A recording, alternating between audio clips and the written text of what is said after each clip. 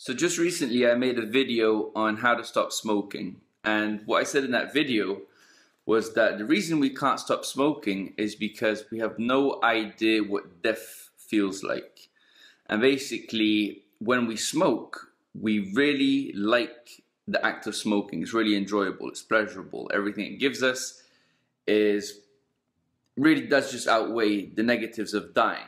But something that is interesting that I came across in this book is Freud talks about death, and I was saying that you can't fathom what death feels like, and in this book he happens to say something quite similar, and I'm gonna read it to you, and it's quite interesting because, well, just take a listen and then we'll go through it.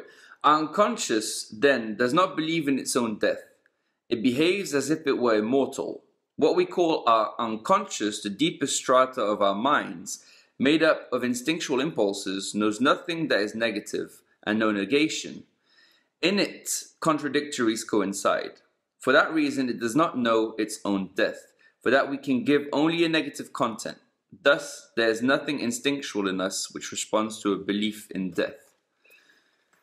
So that just goes to show, if in our minds we can't perceive our own death, that means that everything that brings us joy that could potentially lead to our death, we just negate the negative part. We don't even put it into our unconscious. We're just like, the good stuff is great, let's focus on that. And this good stuff could never lead to our own death. It's something logical that we have to kind of deduct from the whole situation. But the other thing that's interesting is, you know, when people say don't smoke, or if you go out of the house and your mum says to you, oh, don't get hit by a bus. Well, like he just said in this book, the unconscious doesn't understand the negatives. So it's going to look for all the positives. So when you say don't smoke, all you're hearing is smoke. Don't do drugs, all you're hearing is do drugs. Your unconscious is pretty much blocking out the don't. Don't get hit by a bus, get hit by a bus. So it just goes to show how crazy the brain is. And okay, the thing about death in this is pretty mental, that we just don't even contemplate our own deaths. The subconscious mind doesn't take that into account.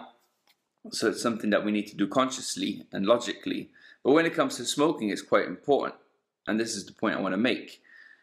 It's something that, because I was saying, you got a timeline basically. You got yourself now in the present. You got yourself before you were a smoker. And then you got yourself, I don't know, 10, 15, 20, 30 years down the road when you could potentially develop cancer. So you got to picture yourself on that timeline or in that timeline and associate yourself to the feelings that you would have. So imagine when you didn't smoke back in the day, how you felt then. You probably felt a lot better. And you didn't need to depend on cigarettes. But now that you're accustomed to smoking, well, cigarettes are great. But I'm sure if you think back to your first cigarette, how it tasted and how you responded to it, probably wasn't the best. Now when you smoke cigarettes, it's great. But I'm sure you've also, if you've been smoking for a while and you've been smoking heavily, if you wake up in the morning, you probably don't feel so great. Especially if you smoke before going to sleep, you probably wake up with a bad cough. Maybe sometimes if you're going up flights of steps during the day, you might feel out of breath. If you go for a jog or a run or whatever it may be, you might also feel out of breath rapidly. So all those things, they're not doing you any good. So just think about how you'll be feeling 5 years down the line. If now you're like that, how is it going to be 5 years down the line? It's probably going to be a little bit worse, and you're probably going to smoke a little bit more. Because it's not like you're going to be decreasing over time, you're going to be increasing, you're going to be reinforcing that habit, which is going to be making you reach for the cigarettes even more. So just think about it, 5 years down the line, how you'll feel. Imagine walking up that flight of steps. Imagine waking up in the morning coughing out that black tar. Doesn't feel too good, but you have to visualize, picture it, associate yourself into the time and the moment and feel the emotions you'll be feeling and feel the experience.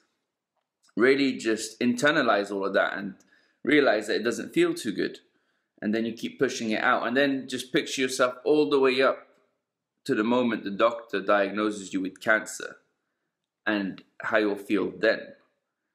I'm guessing there'll be a lot of fear and the unknown will be what you'll be experiencing, because we have no idea what it's like to have death knocking on our door, saying that you only have a few months to live. And I can pretty much guarantee that if the doctor tells you that you have cancer and you have a few months to live, the first thing you're going to do is stop smoking. Second thing you might do is spend a lot of time with your family. And the third thing you might do is probably everything in your power to try and fight the cancer and beat it. But why wait till you're diagnosed with cancer to stop smoking when you can just kick the habit right now and save yourself all the pain and suffering that could potentially occur later on?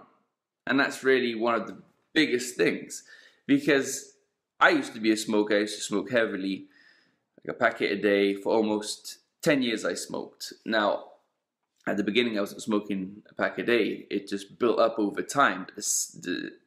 After 5 years I was just on that pack a day.